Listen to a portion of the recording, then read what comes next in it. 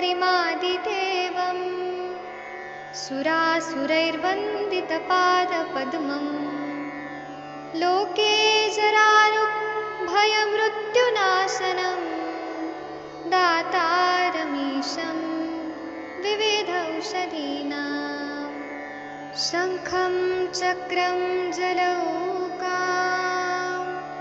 दधतं मृतघटं चारुदोर्भिश्चतुर्भिः सूक्ष्मस्वच्छातिहृद्यं शुकपरिविलसन् मौलिमम्भोजनेत्रम् कालाम्भोदोज्ज्वलाङ्गं कटितटविलसच्चारुपीताम्बराढ्यं वन्दे धन्वन्तरीतं निखिलगदवन् प्रौढदावाग्निलीलं प्रौढदावाग्निलीलं प्रौढदावाग्निलीलम्।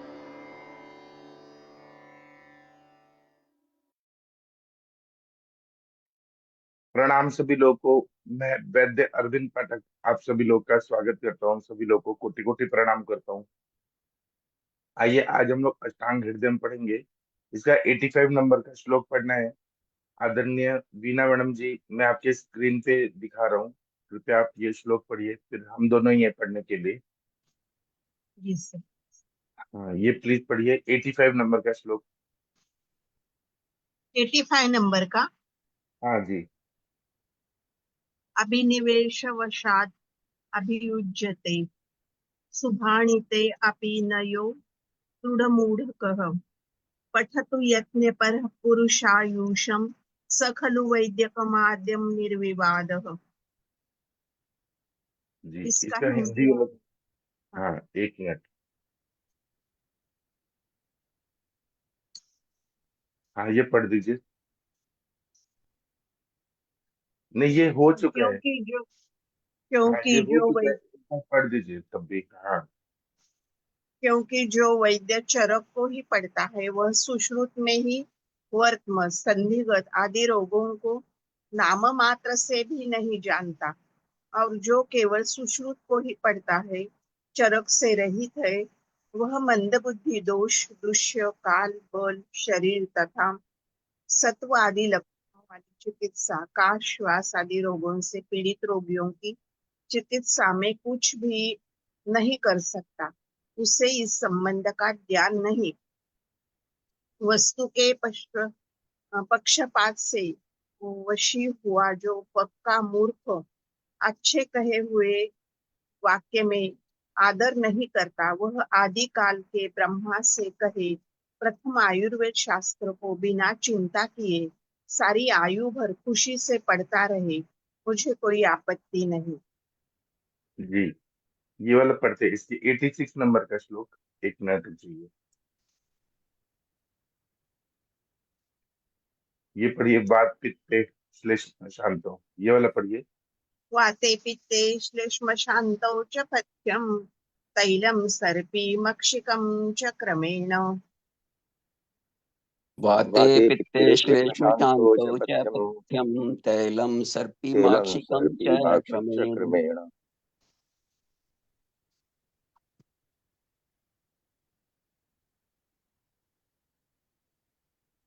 ये पढ़िए एतद ब्रह्मा। पढ़िए बीना मैडम। एतद् ब्रह्मा भाषते ब्रह्मजो वा कानिर् एतद् ब्रह्मा भाषते ब्रह्मजो वा बोलिए। एतद् ब्रह्मा भाषतां ब्रह्मजो वा कानिर्मन्त्रे वक्तृभेदोक्तिशक्तिः का निर्मन्त्रे वक्तृभेदो की शक्ति। इसका हिंदी वाला पढ़ते।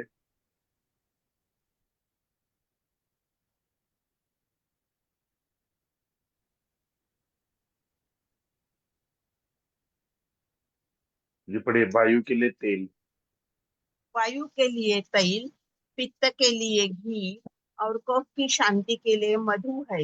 इसको ब्रह्मा स्वयं कहे या ब्रह्मा उसे उत्पन्न सनत कुमार आदि कहे, इस मंत्र रहित वचन में वक्ता के भेद से कोई शक्ति नहीं होती। हाँ, तो ये बोल रहे हैं कि वायु के लिए तेल सबसे श्रेष्ठ होता है, पित्त के लिए घी होता है, और कफ की शांति के लिए मधु है। इसको ब्रह्मा जी स्वयं कहे हैं, और ब्रह्मा से उत्पन्न सनत कुमार आदि जो ऋषि लोग हैं उन्होंने कहा है। तो इस मंत्रित वचन में वक्ता के भेद से कोई शक्ति नहीं होती है, लेकिन जो कहा है आयुर्वेद वो हमें वैसे का वैसे ही अपनाना चाहिए। तो इसकी टीका पढ़ते हैं।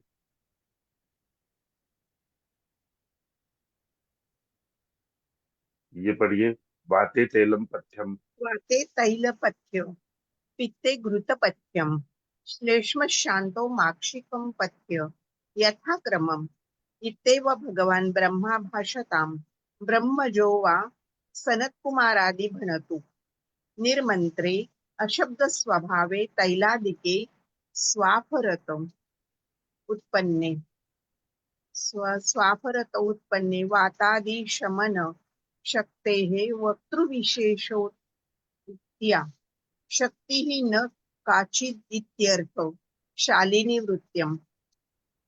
हाँ, ये बोल रहे हैं कि वाते तेलम पथ्यम। वात में तेल है जो है वो पथ्यकारी है, पित्त में घृत पथ्यकारी है, श्लेष्मा के शांति के लिए मधु पथ्यकारी है। ये क्रम से यथाक्रम रेस्पेक्टिवली ये जो ब्रह्मा जी ने कहा है, और ब्रह्मा जी के बाद में शरद कुमार आदि वो ने ऋषियों ने कहा है। निर्मंत्र, ये मंत्र जैसा नहीं है, अशब्द शब्द स्वभाव है, शब्द जैसा स्वभाव से नहीं है। लेकिन जो तेल आदि का जो बताया है कि वात में तेल पथ्यकारक है, पित्त में घृत पथ्यकारक है, कफ में मधु पथ्यकारक है, तो वैसे का वैसे हमें स्वीकार करके लेना चाहिए। वातादि शमन शक्ति वक्त विषक्रिया शक्ति न काचिदित था। मतलब वातादि शमन करने के लिए जो वक्तृत्व की विशेष उक्ति कही गई है वो मतलब यही अर्थ है कि वो वैसे का वैसे ही करता है, हमें वैसे का वैसे ही एक्सेप्ट कर लेना चाहिए। ऐसा नहीं है कि वो मंत्र है, वो कहा है तो वो कहा है वैसा। और इसमें शालिनी वृत्त नाम का प्रयोग किया गया है। आगे का जो है वो आदरणीय प्रदीप सर, आप 87 नंबर का श्लोक पढ़ेंगे प्लीज। जी सर, नमस्कार उपसंहरण सर। कह रहे, समरी कह रहे इसका। जी पढ़िए। अभिधातु वृषात किवा द्रव्य शक्तिर्विशेष्यते। अभिधातृवशात् किवा द्रव्यशक्तिर्विशिष्यते। अथो मत्सर्जर्य बाध्यस्थ विलंबयताम्। अतो मत्सर्मृत्युसृज्य मध्यस्थ सत्यम अम्ब्यात्। चलिए इसका हम हिंदी वाला पढ़ते हैं। ये पढ़िए 87 का। कहने वाले कहने कारण। वाले के कारण कहने वाले के कारण क्या द्रव्य की सामर्थ्य में कभी भेद होता है? कभी नहीं। इसलिए विद्वेष को छोड़कर मध्यस्थता निरपेक्षता का अवलंबन करना चाहिए। हाँ, ये बोल रहे हैं कि जो कहने वाला कोई भी है तो उसने कह दिया, तो लेकिन द्रव्य की सामर्थ्य में कभी भेद होता है क्या? मतलब अगर तेल जो है वो वायु को शमन करेगा तो करेगा ही, घी है वो पित्त का शमन करेगा करेगा ही, मधु है वो करेगा करेगा ही। कोई भी कुछ भी कहे, लेकिन ये चीजें द्रव्य तो करेंगे ही काम। अभी ये नहीं हमें द्वेष करना चाहिए कि उस ऋषि ने कहा है, उसने डॉक्टर ने कहा है क्या, लेकिन द्रव्य तो काम करेगा ही। इसलिए विद्वेष को छोड़कर मध्यस्थता मतलब निरपेक्षता मतलब न्यूट्रल होके हमें अवलंबन करना चाहिए। किसी से नफरत नहीं करनी चाहिए। अगर वाग्भट ने कहा है तो इसको मानना चाहिए, हमें द्वेष नहीं करना चाहिए। इसका टीका पढ़ दीजिए वक्तृत्व वशात की। वक्त्रवशात् की तैलोदयद्रव्यस्य शक्ति विर्ष्यते अपि तु न कश्चिदेव विशेष उद्यते यत् स्वभाव हेतुभ्य एव एतच्च अतियुक्ता शोत्पन्ना अतो विधात प्रसाद वशाद द्रव्य शक्ति विशेष लक्षणाद्वैतो मत्सर मृत्यु सृज्य विद्वेष विहाय माध्यस्थमाश्रियतां मध्यस्थो हि पुरुष काल बुद्धाद्य अनुरूपमिदेवमेव शास्त्रमुपारक मम न ततो अपर शास्त्रमुपारक बुद्धिया परामर्शादेश्यते न त्वज्ञान अभिनव विशेषाग्रह नेत्यथ ननु किम स्मारकत्वादिद्वारेण ऋषि प्रणीतमेव तन्मनुराग वर्षाद मध्येशम इत्याशंक्याः। हाँ, ये बोल रहे हैं कि वक्तृत्व वशात किम तेलादि द्रव्यस्य शक्ति विशिष्यते। कोई बोलने में बहुत माहिर है, तो उसके बोलने से जो तेल का द्रव्य है उसकी शक्ति में कुछ अंतर आता है क्या? ना अपि तू ना कशिद विशेष उत्पत्ति थे, लेकिन और ना कुछ विशेष रूप से ये चीजें कुछ अलग तरह से हो रही है। यह स्वभाव हेतुभ्य, ये स्वभाव से ही जो है, अतएव शक्ति युक्त उत्पन्ना, अतएव शक्ति युक्ताश्च उत्पन्ना, ये स्वभाव से ही ऐसी शक्ति युक्ति पूर्वक उत्पन्न हुई है। अतो विधात्र वशात द्रव्य शक्ति विशेष लक्षणाधृतो मत्सृजित विदेश विद्वाय माध्यस्थमाश्रयता। मतलब ये जो द्रव्य की शक्ति है विशेष रूप से हमें समझ आती है कि वायु का जो चिकित्सा है वो तेल से होती है, पित्त की चिकित्सा है वो घृत से होती है, कफ की चिकित्सा होती है वो मधु से होती है। इसलिए मत्सर जो है, द्वेष ईर्ष्या ये सब छोड़ के, विदेश भी है, विद्वेष को छोड़ के माध्यस्थम आश्रयता, माध्यस्थ मतलब न्यूट्रल जो रहता है, ना इधर का ना उधर का, जो सही है न्यूट्रल वे में रह के उसका आश्रय करना चाहिए। मध्यस्थो ही पुरुष काल बुद्धि अनुरूप शास्त्रोपकारक मम न अपर शास्त्रोपकारक बुद्धिया परमार्श निर्दिश्यते न ज्ञानाभिग्रह अभिनिवेश ग्रह मेति इत्यर्थ। मतलब मध्यस्थ जो पुरुष रहता है वो काल और बुद्धि के अनुरूप जो रहता है, और शास्त्र के उपकारक जो चीजें हैं उसको वो ध्यान में रखता है कि मेरे लिए क्या सही है शास्त्र में जो बोला है, और उसमें उसके लिए कोई भी अपर शास्त्र नहीं होता है। बुद्धि के हिसाब से वो परामर्श करता है, वो सोचता है कि ये सही है कि नहीं सही है, और वो ज्ञान लेने में अभिनिवेश, मतलब कोई भी ऐसा अभिनिवेश ग्रह या कोई मत मत्सर ये सबसे नहीं रहता है। ये वो उसको ये लगता है कि ये सही है तो सही है, शास्त्र में जो बोला है वो काल और बुद्धि के अनुरूप वो उसको वैसे ग्रहण कर लेता है। व्यक्ति के हिसाब से नहीं लेना चाहिए, जो सही है वो सही है। फिर प्रश्न पूछता है कि ननु किमस्माकं मुस्पारक कराते द्वारेण ऋषि प्रणय तंत्र अनुराग वशादे देशम ते संज्ञा।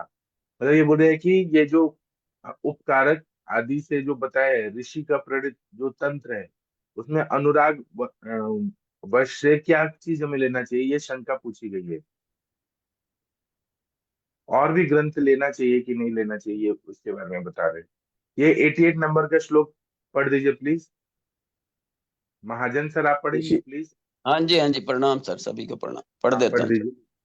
ऋषि परिणीते प्रीतिश्च मुक्तवा चरकसु श्रुतौ ऋषि प्रणीते प्रीतिश्चेन मुक्त्वा चरक्षुश्रुतो भेड़ाद्यः किं न पठ्यन्ते तस्मात् ग्राहे सुभाषितम्।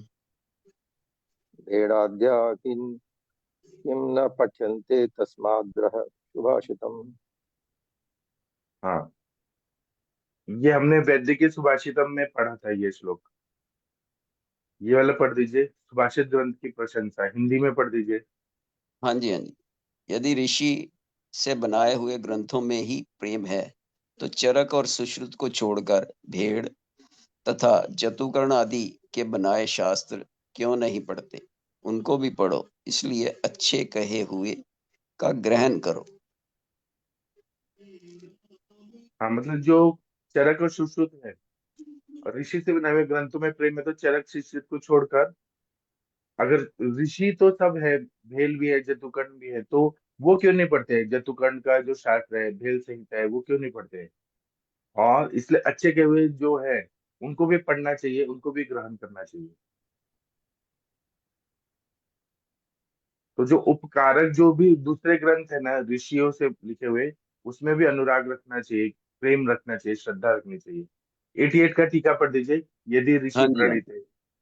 हाँ जी। यदि ऋषि प्रणीते प्रीतिस्तच्चर्क सुश्रुतो आख्यो हित्वा भेड़ जातुकर्णाद्य मुनि प्रणीतानि शास्त्राणि किमिति न पठ्यन्ते सर्वणैव वृन्देन अपि तु सुभाषित प्रियतया चरक सुश्रुतो बहुल्येन यथा पठ्यते न तथा भेड़ाद्य तस्मात् स्थितमेतत् सुभाषितग्राह्यं न तु मुनिप्रणीतमेव तन्त्रम् अतश्चरक सुश्रुत वदनार्षमपदी गुणतत्व नमित इति विद्रग्राह्यमेव। हाँ, ये बोल रहे हैं, यदि ऋषि प्रणीते प्रीति तच्चरक सुश्रुताख्यो हित्वा भेड़ जातु करने आदि मुनि प्रणीतानि शतरंज की मिति न पठ्यन्ते श्रवण वृंद वैद्य वृंदेन। मतलब ऋषि प्रणीत जो भी ग्रंथ है, ऋषियों ने लिखी है, उसमें प्रीति है, रेस्पेक्ट है, श्रद्धा है। तो चरक सुश्रुत के छोड़ के भेड़ का और जतुकर्ण का जो ये जो ऋषि है, उनके शास्त्र को क्यों नहीं पढ़ते हैं? सभी तो वैद्य वृंद है, उनके बारे में भी उनका भी ग्रंथ पढ़ना चाहिए। अभी तो सुभाषित प्रेतया चरक सुश्रुतो बालुन यथा पठ्यन्ते न तथा भेड़ाद्या। जो सुभाषित कहे गए और उसमें प्रीति है, तो चरक और सुश्रुत ही बहुत सारा लोग पढ़ते हैं, भेड़ आदि का ग्रंथ नहीं पढ़ते हैं। तस्मात् स्थित में तत् सुभाषित ग्रहम तो मुनि प्रणीत में तंत्र। जो वहां पे सुभाषित चीजें ग्रहण की जाती है, उसमें मुनियों का प्रणीत तंत्र भी होना पढ़ना चाहिए, लेकिन लोग नहीं पढ़ते हैं। अतः चरक सुश्रुत वंदरात मार्शम पिदा गुणवत्वा मतिर मध्य ग्राह्य में। तो चरक और सुश्रुत में अगर उनका सुनने में पढ़ने में बहुत ज्यादा अच्छा है, तो उसमें हमें दूसरे जो ग्रंथ है भेड़ और जतुकर्ण के, वो भी हमें ग्राह्य करना चाहिए, उनका एक्सेप्ट करना चाहिए। 89 नंबर का श्लोक पढ़ दीजिए। कौन पढ़ेगा आप लोगों में से? लास्ट श्लोक है अष्टांग हृदय का, कौन पढ़ना चाहेगा? प्लीज कोई पढ़ दीजिए। वीणा मैडम आप पढ़ देंगी? पढ़ रही हूँ। हाँ जी। सद्यमेव हृदय में सर्व आयुर्वेदा यपपोधे पढ़िए। हृदयमेव हृदय में में तत् सर्वायुर्वेद आयुर्वेदा बाणभूयोपाध्याय वाङ्मयोपयोधे उपयोधे कृत्वा शुभमाप्तं शुभस्तु परं ततो जगतः कृत्वा कृत्वा यदच्छुभमसमाप्तं यत्शुभमाप्तं शुभमस्तु परं ततो शुभमस्तु परं जगतः। ततो गतः जगतः। इति श्री वैद्यपति सिंह गुप्त श्री भागवत विरिच इत्यादष्टांग हृदय संहितायां षष्ठे उत्तरस्थाने वाजीकरण विधिनां चत्वारिंशो अध्याय। जी तो सर। अब हम इसका हम हिंदी पढ़ते हैं। ये पढ़िए। मनुष्यों के हृदय के समान।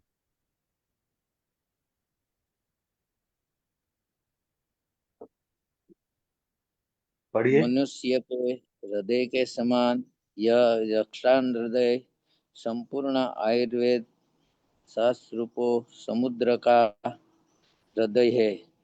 जिस प्रकार मनुष्य का इससे एक स्थान पर रहते हुए भी हृदय मूल शिराओं द्वारा सारे शरीर से संबंधितता है, इसी प्रकार यह हृदय सारे वैश्विक शास्त्र में 8 अंगों द्वारा प्राप्त है। इस प्रकार के हृदय के इसका जो भेड़ श्रेष्ठ प्रमाण मिला है, उस मंगल से संपूर्ण जगत का कल्याण हो। ये वक्तव्य भी पढ़ दीजिए। स्तोत्रम् आरंभास समुत्सतेरेद्रेशं स यदि संवितम पति हार्यहि सा अनेक मैं पढ़ देता हूँ। मनुष्यों के हृदय के समान ये अष्टांग हृदय संपूर्ण आयुर्वेद शास्त्र रूपी समुद्र का हृदय है। जो आयुर्वेद का जो शास्त्र है वो समुद्र है, उसका हृदय कौन है? तो अष्टांग हृदय है। जैसे मनुष्य के शरीर में हृदय होता है, तो जैसे मनुष्य का हृदय एक स्थान पर रहते हुए 10 मूल सारी शिराओं से शरीर में संबंधित रहता है, हम लोगों ने पढ़ा है पूरा सर्कुलेटरी सिस्टम, वैसे 8 अंगों से व्याप्त है। इस वजह हृदय को बनाकर जो श्रेष्ठ कल्याण मिला है, अष्टांग हृदय बना के बहुत कल्याण मिला है, उस मंगल से संपूर्ण जगत का कल्याण हो। दूसरा बता रहे हैं कि षडंग मंग विज्ञानम मित्यार्थ षडंग मंग विज्ञानम इंद्रिय अन्यर्थ पंचकम। मतलब 6 अंग जो बोलते हैं, हाथ पैर दो, 2 हाथ 2 पैर और उत्तम अंग, ये जो षडंग अंग है, तो उसमें जो इंद्रियों के जो अर्थ है, आत्मा और सगुण जो भी चीजें जो हम चिंतन करने होंगे, वो सब हृदय में संचित रहते हैं। और प्रतिष्ठाता ही भावानाम मेषम हृदय मिश्यते, वो सब हृदय में प्रतिष्ठित रहते हैं, वो सारी चीजें उनका जो कंट्रोल है सब हृदय में स्थित रहता है। हृदय का मतलब मस्तिष्क वाला जो हृदय है, उसको भी हम लोग बोल सकते हैं। फिर गोपाल समागार करने में कार चिंतक है, गाय का जो दूध होता है उसको पीने, अगर हम लोगों ने उसको गर्म करके पिया, वैसे ही चिंतन करना चाहिए। और योग में इसमें बोल रहे हैं कि वाजीकरण के कुछ योग है, मदनानंद मोदक, चंद्रोदय मकर ध्वज, पुष्पधन रस, कामाग्नि संदीपन रस, श्री गोपाल तेल, चंदनादि तेल और कामनी विद्रावण तेल, ये वाजीकरण के लिए श्रेष्ठ है। इसकी टीका पढ़ देते हैं।